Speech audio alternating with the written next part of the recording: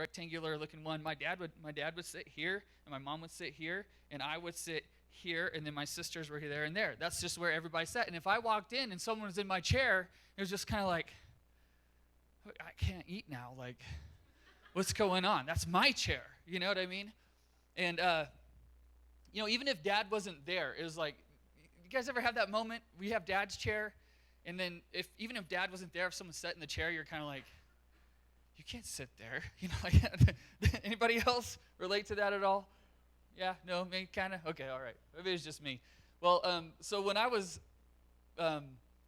homeschooled until ninth grade. That's why I'm a little awkward, but I was homeschooled till ninth grade, and so we had I had a chair that I sat in even for school at my house, But then I went to public school, and you go to school, and what happens?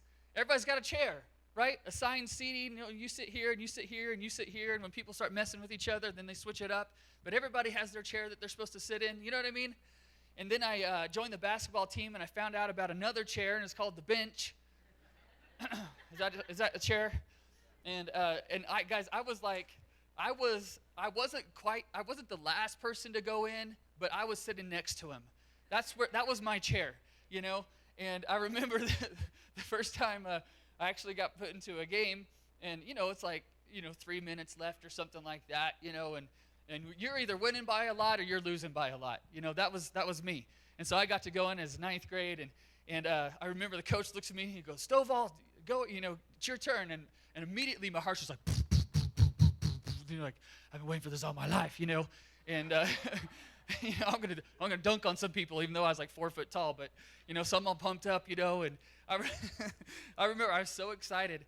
It was an inbounds play, and so I run up and I'm standing, on the court, in junior high, so here's where the court ends and the wall's like right here, And so the guy throwing the ball in is standing here, and I'm standing like we're breathing on each other, you know what I mean? And I was so excited, I'm waving my arms around and stuff. I slapped the dude in the face, like, and the ref's like, son, can you calm down a little bit? And I was just like, I'm excited, sir, I'm excited, This is my opportunity, And so I finally would get on the court, and I finally got the ball, And the very first time I got the ball in the game, and again, my heart's just racing, and there I look up, and there's nobody between me and the basket. And I'm like, oh, this is it.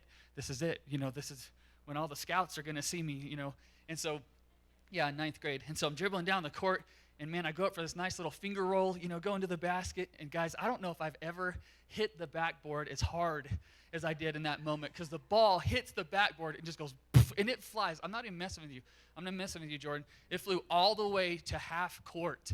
That's how hard I hit the backboard going up for a layup. How do you even do that? How do you do that?